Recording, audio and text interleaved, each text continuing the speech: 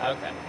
Now, to begin with the official event, I want to thank you all for coming. I want to thank especially the members of BOMA, the Briarcliff Ossining Ministerial Association. I want to thank certainly Dana and Karin and all the speakers. We get to meet all of them individually. Colonel Reed Bonadonna is with us. I believe Kevin Duarte will be joining us shortly. So, okay. A little closer. Point it straight in your mouth. Okay. So, my name is Ted Buerger. I'm with Open Arms, one of the co-founders of Open Arms for Refugees, with Dana Levenberg and with Sophia Bator, who is a woman from Afghanistan who helped rescue her cousin from Afghanistan in the middle of the exit from Kabul, where our military heroically lifted her over the wall, brought her to safety, and she was the first person that we resettled in Ossining.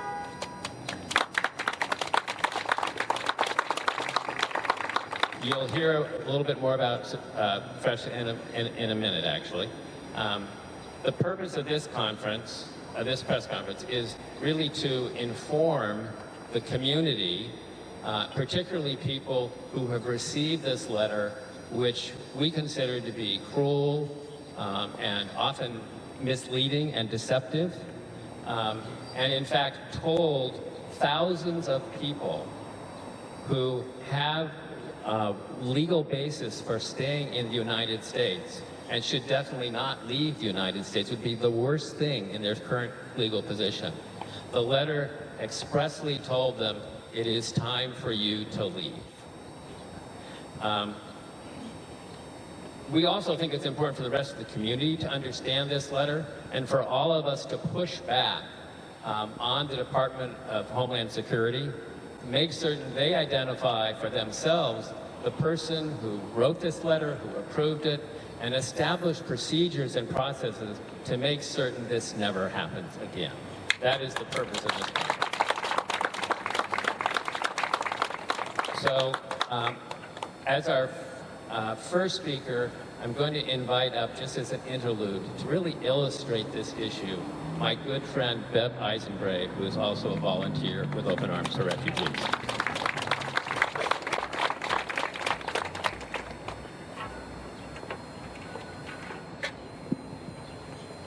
Let's go back 2 weeks ago.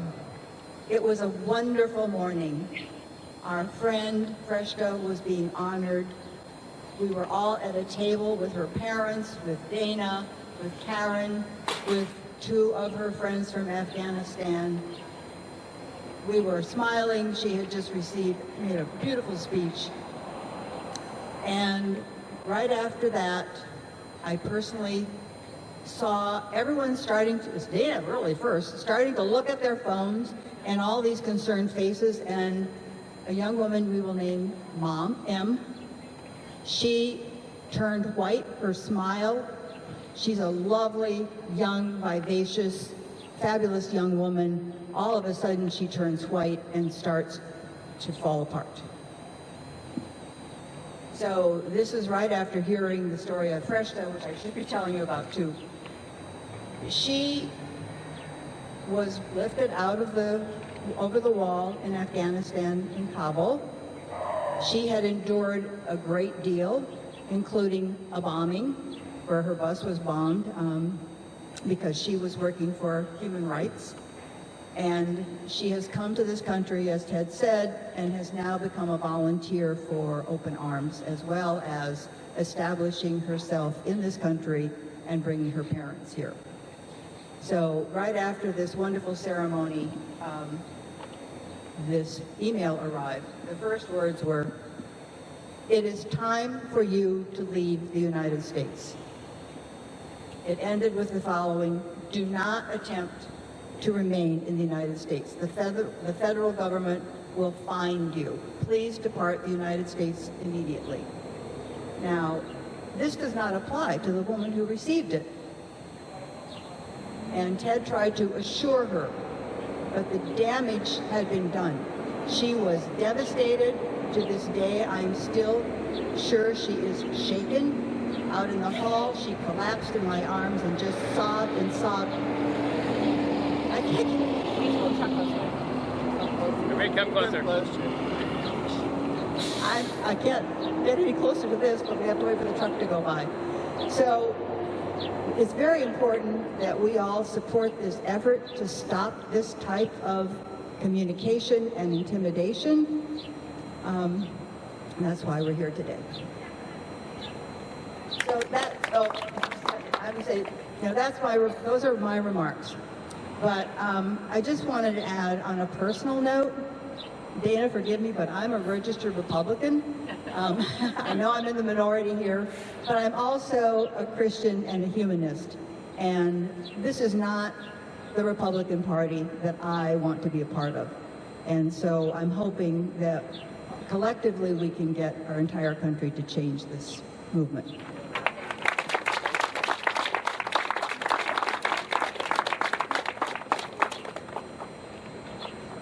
Thank you, Bev. So I just want to add another positive note for people.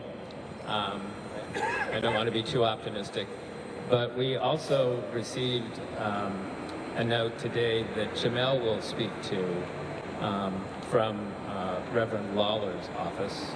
And I'm going to pass the mic to Jamel for a minute. Congressman Lawler. We have Reverend Lawler here too.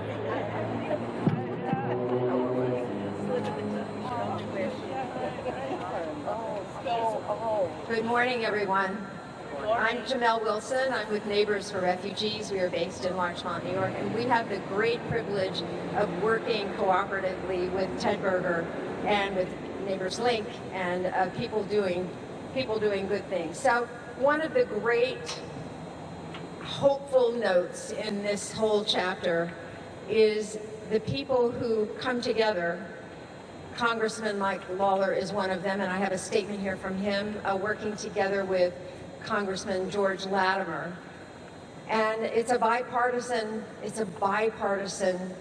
effort. So here's what Congressman Lawler says this morning.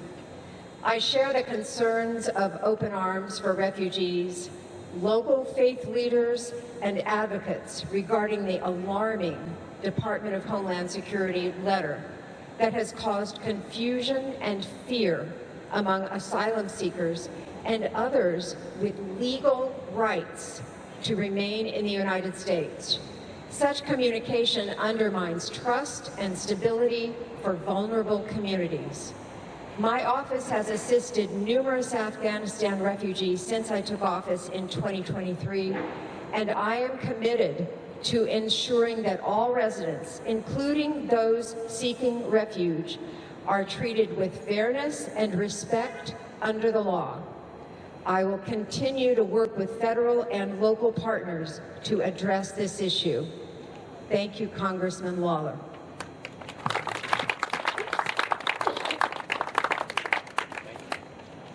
Thank you, Jamel. I'm just going to add a comment that we got from through Lawler's office, Congressman Lawler's office. But Julie Gomez is with us here. Julie helped us, and she has received a note from PRM indicating that they are now processing SIV applications. We don't know how fast, but we think it's wonderful news. And if it's as true as what we've heard, we applaud the administration for doing that. It's about time. So now I want to turn the podium over. That's a very long introduction to the person I always want to hear speak, and that is our Assembly Member, Dana Levenberg. Well, good afternoon, everybody. Thank you so much for coming. It's amazing to see so many people here who have been working so hard to volunteer to help resettle our asylees and refugees who have come here seeking a better life. Just to remind everybody, our Statue of Liberty's famous words, give me your tired, your poor, your huddled masses yearning to breathe. This is what America is all about. And this is why we have been doing what we have been doing since Open Arms first welcomed our first asylum seeker from Afghanistan. Because promises were made that as we exit Afghanistan, that we were going to take care of those who helped the U.S., who helped the Afghans. And that is exactly what we stepped up to do. Today, this evening, happens to be the beginning of Yom HaShoah, a day of remembrance for Jewish victims of the Holocaust. And I am second generation. My mother was actually a hidden child in the Netherlands, and her parents were also hidden during the Holocaust. And when I talked to my mother about Yom HaShoah, she was very dismayed. She really didn't want to go to any of the commemorations, mostly because she said, it's just a bunch of old people like me who are talking to ourselves. Nobody's listening. And I also recall that when I showed her this horrific letter, which we have an example of over here, that came from the Department of Homeland Security, I read it to her, and she said, this is Nazi Germany. That's what I am reading. That's how I feel when I read this letter. This letter is a trigger on so many levels for so many people, because it says get out. It says nothing about those open arms that are welcoming. It says nothing about the message on the Statue of Liberty. This is vindictive, it is despicable, and it has to stop. This is not how our country should be treating people.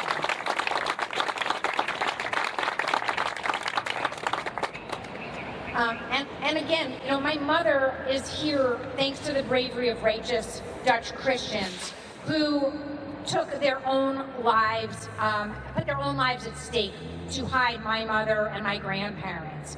And unfortunately, we suddenly find ourselves in this situation where we start asking, is this what we need to do? Do we need to start hiding people because the federal government will find you? And what does that mean for the rest of us? What does that mean for those who may be afraid? This is just putting the fear of God into everybody. And I don't believe that as we celebrate the Shoah and commemorate the Shoah, not celebrate, that God would actually appreciate this letter. For those of us who believe. And the other thing that we always say on the Shoah is, when we commemorate it on Yom HaShoah, is never forget. And again, when I was talking to my mother about this, she said, we clearly have forgotten. This is forgetting. This letter is forgetting. This is an example of what happens when we don't stand up for our rights, when we don't stand up for laws and the legal process, when we don't stand up for due process, which is what you're afforded here in the United States of America, in our democracy. We need to protect our democracy, and we're here today to do that, to say that, and to say enough is enough. And again, to say that we are going to send the most vulnerable people back to the most dangerous places in the world is completely unacceptable. The Department of Homeland Security and our federal government must do much better. I'm grateful to hear the words of our congressman, and I'm hopeful that he will act on those words and stand up to this kind of behavior and say no more. 900,000 people received this letter. That's almost as many Jews as died during the Holocaust. 900,000. That is too many people who have legal right to be here in this country, who have a legal right to due process, and not to mention the fact that these are wonderful people. The young man who first texted me this letter that he had received is an amazing person who has been going to school to become a doctor, who has been volunteering with our fire department and our EMS, who has been helping his neighbors and his friends, and has been working to better our communities. That is what makes America great. That is what. Not this. This is what makes America terrible. And anybody who tells you anything different shouldn't be president. Thank you. I'm turning it back over to you.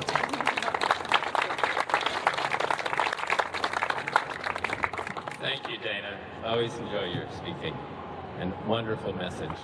So at this point, I'd like to introduce another Open Arms volunteer, Mariana Stout.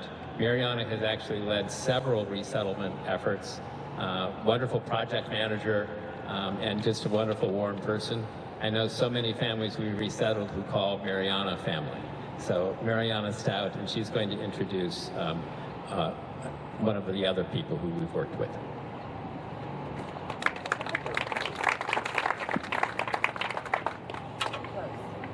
I'm here to introduce.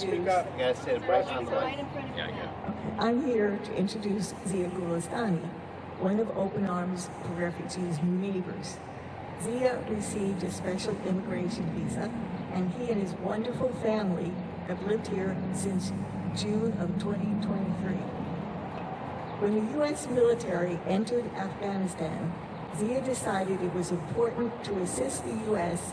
by having his company provide fuel to the military in an effort to rid Afghanistan of the Taliban, a very destructive force of corruption, human rights violations, and misogynistic behavior. His hope is for his country to become one based on the principles of democracy, justice, and human rights. That did not happen. During the departure of the U.S. military, Zia and his family were not evacuated. So Zia began undercover work for a nonprofit called Too Young to Wed by hiding Afghan women identified as Taliban targets. His identity became known, so to save his life and his family's, they fled to Pakistan for over 2 years, living in hiding while being vetted by the U.S. State Department, undergoing interviews and health exams, and finally qualifying for the special immigrant visa to enter the United States. Zia is here to speak in place of one of our Afghan refugees who received the DHS letter, but is too afraid to appear in public. Please welcome Zia Gulastani.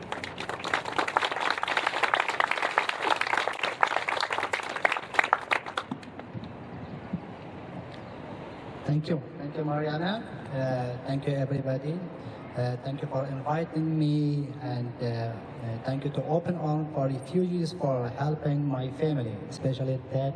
I remember that when we reached the United States, I saw you in Europe, and there was no any family and relatives. Just I saw that came to Europe.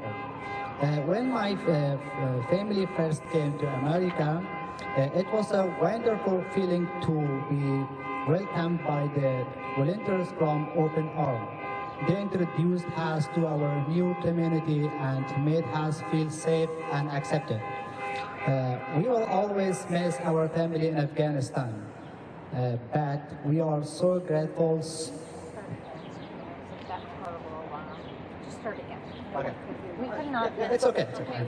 Just start in a paragraph on my camera. It's okay. When my family first came to America, it was a wonderful feeling to be welcomed by the volunteer from Open Arms. They introduced us to our new community and made us feel safe and accepted. We will always miss our family in Afghanistan, but we are so grateful to now have a new family here in America. Today I want to speak about the trauma experienced by Afghan refugees who entered the U.S. through the CBP-1 application, believing it was the correct and legal way to seek asylum. Just 1 week ago, many of Afghan refugees received an email from the Department of Homeland Security demanding that they leave the United States immediately. The message said that they were not welcome here. I stand here to speak for many of these Afghan refugees who are too afraid to speak for themselves in public. I want to share the words of one of that refugee. That day was very troubled and dark for me when I received the email from DHS telling me to leave the United States. I felt completely upset and broken. It was really hard to deal with emotionally. I lost all my motivation and couldn't focus on anything. It felt like everything was falling apart. This person is an Afghan asylum seeker who fear persecutions by the Taliban and cannot return to Afghanistan. They ask us not to share their name or any identifying information, even though their attorney says the letter was a mistake and they have legal grounds to stay in the United States. They now live in fear of DHS and ICE. Many other Afghans receive the same letters or too scared to speak out. They worry that speaking publicly could make things worse or brings ICE to their door. I understand their fear. These refugees came to here seeking safely and hope, but now they feel lost, afraid, and unsure of where they belong. I'm so sorry that they do not feel welcome or safe. That feeling was taken from them by one letter. Thank you all for being here in support of this person and for other refugees, and for standing with all those who fear persecution and danger and searching of a better life. Thank you, everybody.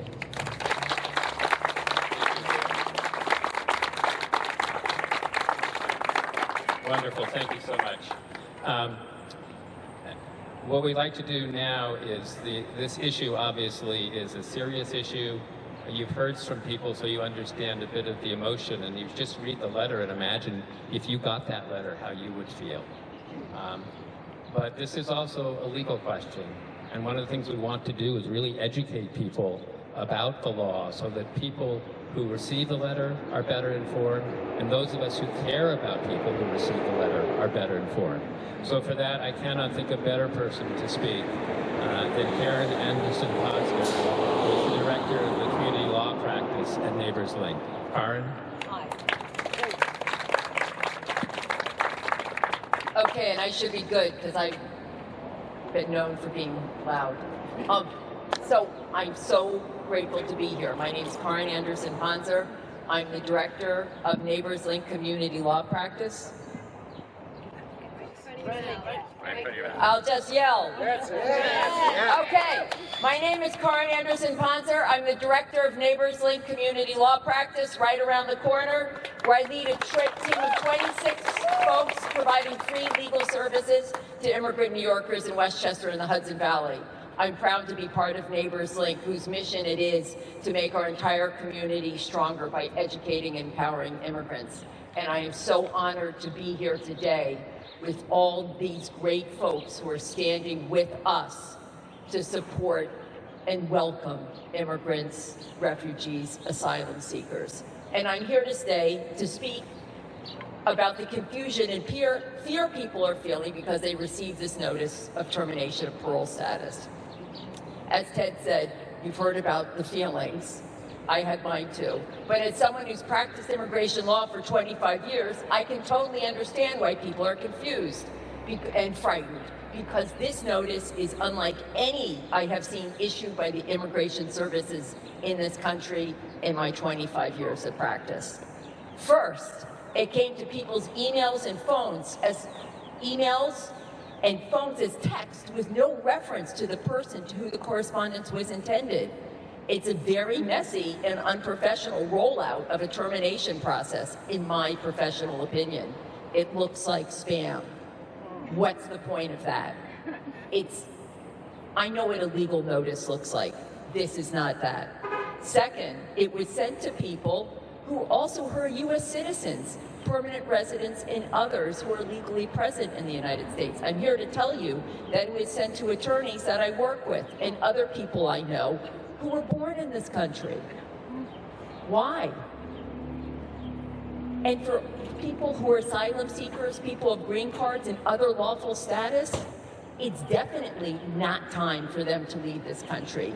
And moreover, speaking as someone who knows my administrative law, I know that the Department of Homeland Security knows this because they're the ones who hold all the records. In their rich taxpayer-funded databases, they can easily see whether someone in parole status has filed another application, or if they're a citizen, or if they're a green card, and therefore completely not subject to this notice requirement. In my experience, it's in this field, and it's been long, it is unprecedented that the Department of Homeland Security would send such a confusing and misleading notice. To be clear, the technical basis for this is a decision the government made to end parole statuses that had been provided for people who came to the United States seeking asylum, or got parole status through some other measure that was designed to protect and welcome our allies in this country, and to give people lawful status, right? So third, this notice references the law, but doesn't explain it, because there is in fact a legal procedure right in the rules they cite for people who have lost parole status who have no other remedy at this moment. In fact, the law the notice references explains that people have a right to some due process, some kind of hearing or interview before they face deportation. The notice mentions none of that. It might want to, considering it's representing itself as a legal notice. The DHS knows this procedure. Like I said, they reference the law in the article, yet they tell the recipient they must leave immediately.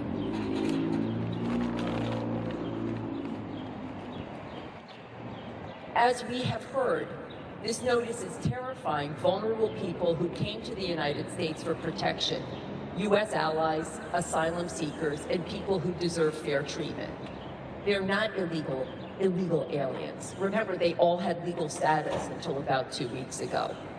This is all part of the broader confusion and the misspeak over immigration that is entered our political discourse. These are folks in lawful status who came to the United States seeking protection, and our law protected them. And that's how immigration law is supposed to work. It should not be used as an instrument of intimidation and terror. Finally, and then I'm going to get to my final technical legal point, but it's important to note, just like others have said today, but I'll speak to it, this issue of rule of law from my particular perspective as an immigration practitioner. This type of confusing notification further erodes our collective faith in rule of law, in due process, in fundamental fairness. And I don't even mean that like in just a purely qualitative sense. I mean it in the very technical sense of the reality that immigration law is real and robust, and there's a lot to it. And you can't just sort of elide all that or avoid all that with this kind of spam notification. It's eroding our faith in rule of law, like I said, in due process and fundamental fairness. And repeating in another voice what I said just a minute ago, folks like me and all of us today, luckily we know better. We know what the rules are, even if the federal government does not. And we're standing shoulder to shoulder with our immigrant friends, neighbors, and family, our community. So what should you do if you or someone you know gets this notice? The first thing to do is take a deep breath, and the second thing to do is call an attorney or not-for-profit like Neighbors Link to get a legal consultation, because immigration law is very complicated. People who have parole status have many other types of status too. Parole to be clear, parole is a status that allows someone who doesn't have a visa to be admitted to the United States so they can enter the United States and be here for a certain period of time in safety while they may seek other forms of more permanent protection. It is not an end unto itself. So anybody who is paroled into the United States got that parole status because there was a recognition of underlying facts in their case. So anybody who gets this notice needs to be talking about the basis for being granted that parole status in the first place. Ending on a technical note, thank you for everybody for supporting the immigrant community.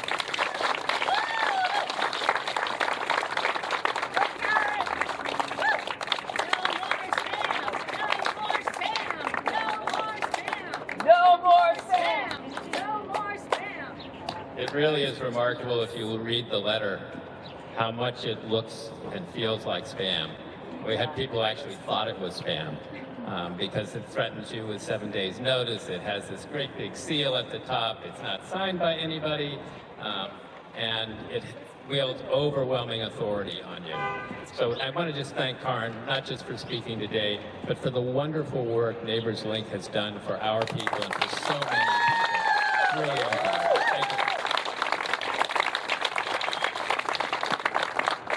At this moment, I want to bring up Mariana again.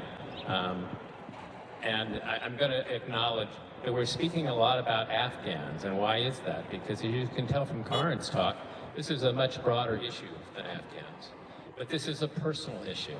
And our experience, 75% of the 20 households and 70 individuals who we have resettled here have been from Afghanistan. And so that's why we're talking about that. But we think it's a general message. The way our people are feeling are the way a lot of people are feeling. So Mariana, if you could just talk a little bit about your experience and efforts with other people from outside the country.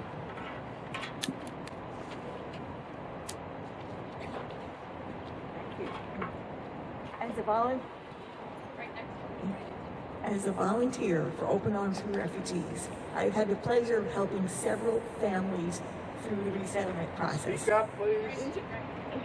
When the ban on refugee entry was placed, because of my high regard for these refugees, I helped Open Arms contact the offices of Congressman George Latimer and Congressman Mike Lawler to ask them to reach out to the President, the Secretary of State, and the Secretary of Homeland Security to have the ban lifted. Both congressmen provided help and enlisted other congressmen to support our cause, for which we are very grateful. I would also like to acknowledge Julia Gomez from Congressman Mike Lawler's office, who provided in-depth research on a list of 15 refugees that several Westchester resettlement organizations were expecting when the ban was placed. This research has allowed us to hold out hope that entry of these refugees may continue. The refugees who have settled in our communities in Westchester are in no way connected to gangs like MS-13. Within a few months of arrival, the families have become employed and financially independent.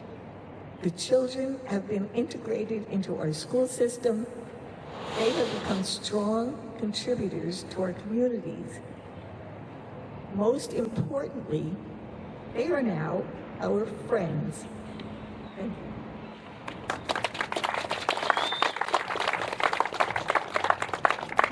Thank you so much, Mariana. Well said.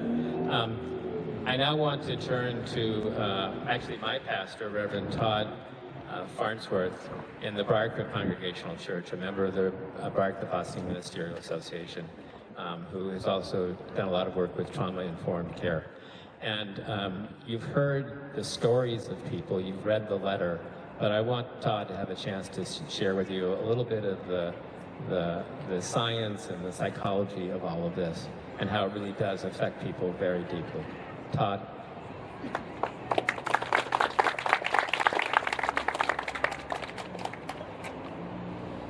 morning. As Ted said, I am the pastor at the Briarcliff Congregational Church and a trauma-informed care provider. And I've been asked to speak to the spiritual issues I see in the letter that was sent to our Afghan sisters and brothers. I can sum it up in 3 words: love one another. 3 words. Love one another. Love one another. It's what everyone before me has been talking about.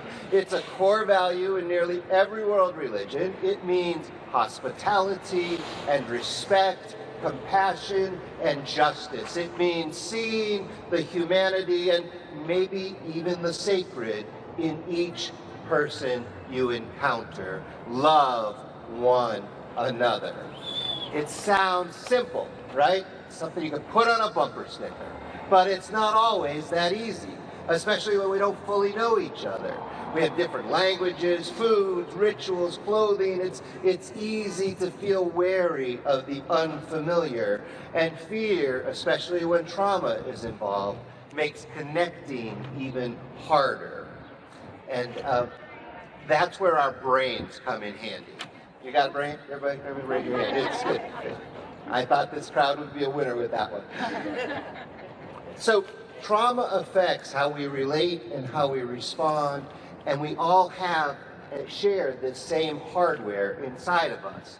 Dr. Daniel Siegel, who's a trauma specialist, uses a hand model to explain this, and I'd like to, if you all try making a fist with your thumb inside, okay, because I want you to be able to teach this to other people too, so I want you to try this.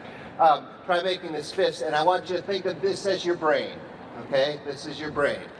And this top part, the knuckles up here that you can touch, that's the part that handles logic and creativity, okay? It makes decisions when you're driving. It makes decisions what kind of music you want to listen to. That's up here in this part of the brain. This part of the brain down here that goes down through your spinal cord, that's where your reflexes take place. Your fight, flight, or freeze take place in this part. And inside, where your thumb is, tucked away inside, that is where you would find your amygdala. And it's a tiny, powerful alarm system that lives right inside this part of your brain. And it is always scanning for danger around you. It is always alert, always sending messages to the other parts of your brain like, we're okay, or we're not okay. When the amygdala senses a threat, it floods the body, the brain in particular, with cortisol. And that chemical shuts down our ability to think clearly, and it makes us react really fast. In fact, it creates a chemical barrier between this part of the brain and this part of the brain. And so we literally flip our lids, right? We flip our lids. Everything, boop, comes up like that. It is helpful when you're in real danger, very helpful when you're in real danger. But the problem with the amygdala is it can't tell time. It doesn't have a calendar. It doesn't know if a threat is happening right now or long, long ago. And this is true for every one of us who are gathered here today and everyone who watched this little video that we're putting together. It happens to every one of us. It's true when we hear a glass break or a twig snap or a voice grows tense with anger. Swoosh! The amygdala is at the ready and our brains flood with cortisol, effectively flipping those lids. And for someone with trauma, repeated exposure to upsetting stimuli, the body reacts the same way, but even bigger. The muscles remain tense.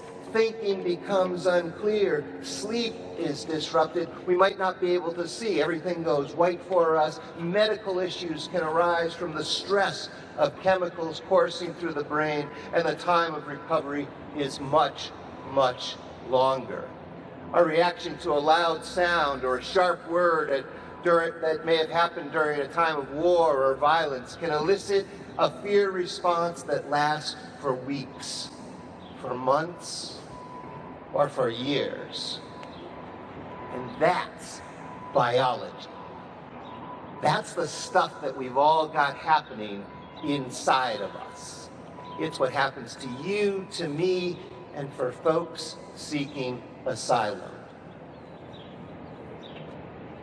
Now that you have your biology lesson, hear these words from the DHS letter through that lens. It is time for you to leave the United States. If you do not depart the United States immediately, you'll be subject to potential law enforcement actions that will result in your removal from the United States.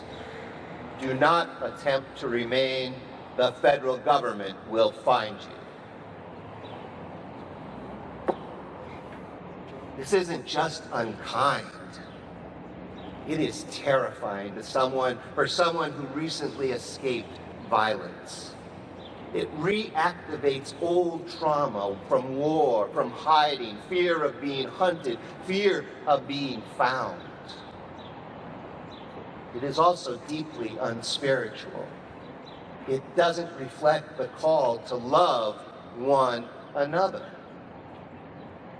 It doesn't reflect who we aspire to be with one another or before our higher power, whatever that may look like for you.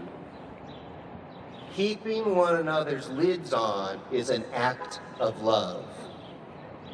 Being gentle, considerate, and trauma-aware, respectful of one another is spiritual work. It creates a safety net for healing to happen. It allows us to truly love one another and be loved by one another. And that's what organizations like Open Arms for Refugees, Neighbors for Refugees, and Neighbors Link are doing. And that's what communities like ours are doing. We are welcoming, listening, loving, respecting one another. So today I ask all of us to live into that spiritual calling, to love one another. Say it with me. Love one another. One more time. Love one another, not just with our words, but with our actions. Let's show our leaders what compassion looks like. Let's urge them to reconsider this cruel policy and instead make room for healing in our lives and in our neighbors' lives. When they do that, and I have faith they will, everyone will think and act more clearly. The world will better reflect that spiritual axiom, love one another. Let's help love win the day. Thank you.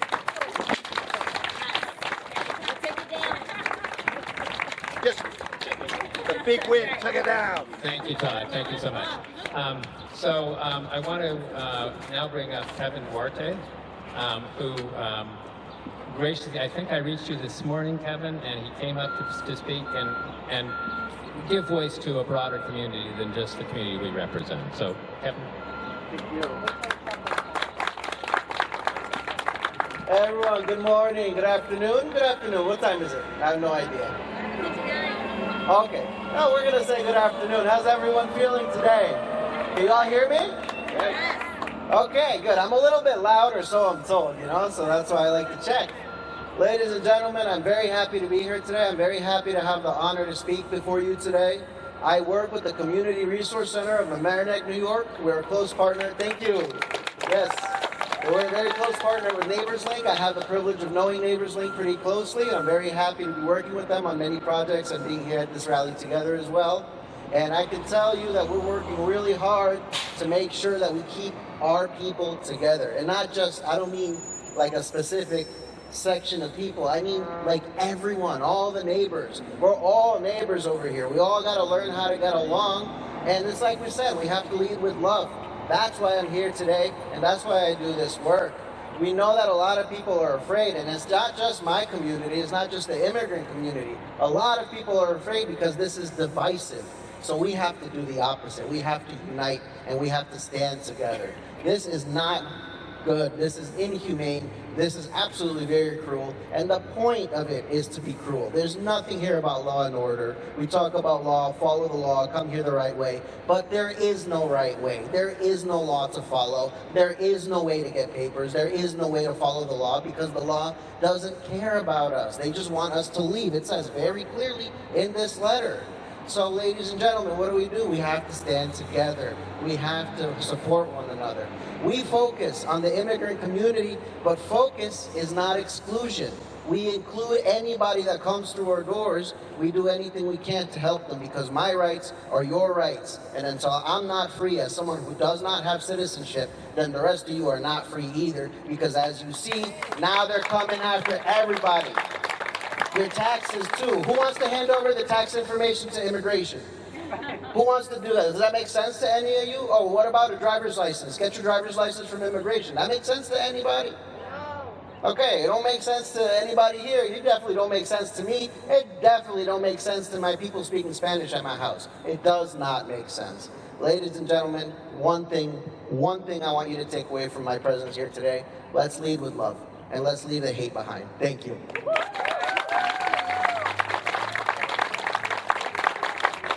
Thank you, Kevin. And just imagine if I gave him time to prepare. So, thank you so much. And next, I'd like to bring up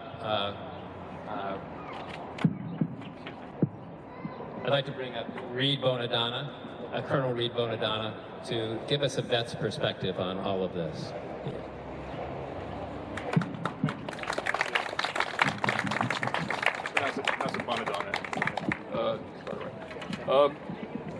So I'm going to give a veteran's perspective on the DHS letter, and there are a lot of other issues that are.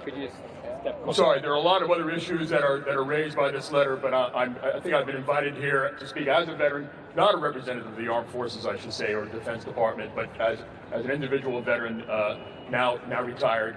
My service of about 30 years on active duty and in the reserves, Marine Corps Reserve, included deployments to Lebanon and to Iraq. On both of those occasions, I can tell you that the help provided by local forces and individuals was mission critical. Many American service members will tell you that the presence of local translators or of combat units saved their lives. This has always been the case from World War II.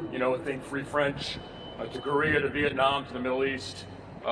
Whenever American forces are deployed abroad, we rely on local units and individuals to provide additional armed force, knowledge of languages, of the local culture, of the political and physical landscape. The DHS letter under discussion, if it stands, could involve the abandonment and even death of thousands of Afghan men and women, along with their families, who served us at the risk of their lives, of all they held dear. To issue a blanket proclamation making no effort to distinguish the good from the bad, the endangered from the opportunistic, is not only wrong on a moral level, it endangers national security. If the United States does not stand by the people who stood by us in time of need, of mortal danger, who will want to serve us again, given what would amount to a record of treachery? This letter endangers thousands of lives, national security, and the sacred honor of the United States and its armed forces. I ask that it be rescinded and that permanent protections be put in place for our endangered refugees, most especially, although not solely, for those who have served our country under conditions of hardship and danger. I thank you for your attention.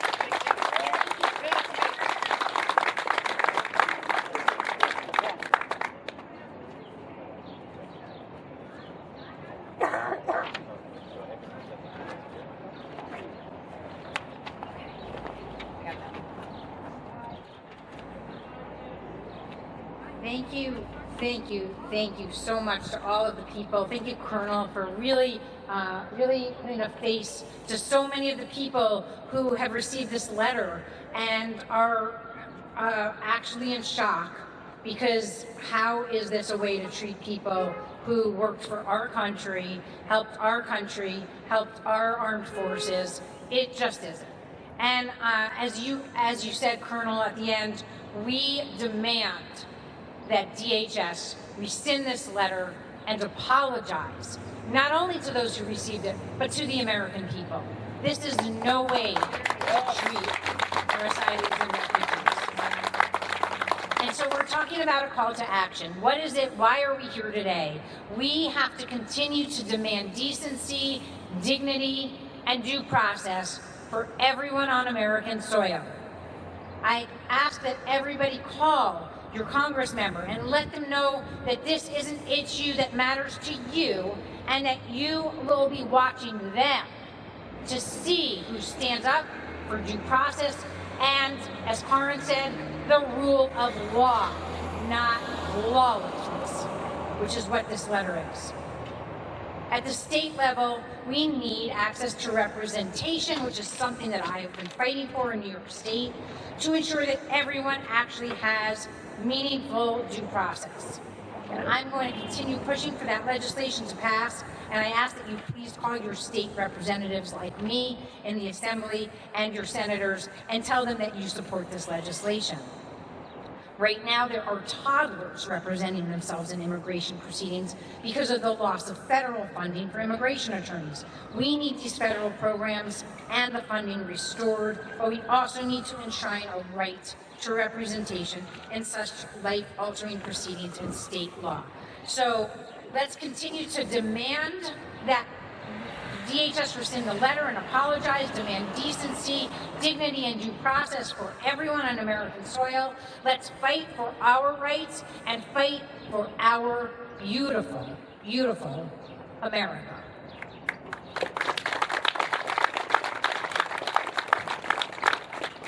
Thank you, Dana, so much. Thank you all for being here. I've reserved the final comments and actually more of a moment for prayer and reflection for people of all houses of belief.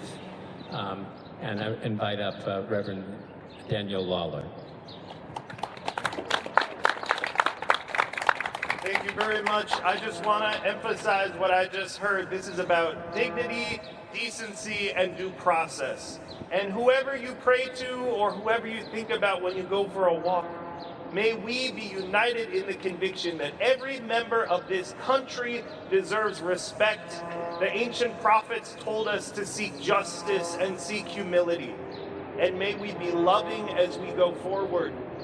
Spirit of life and love, bigger than the universe, smaller than a grain of sand, with that fire truck right now.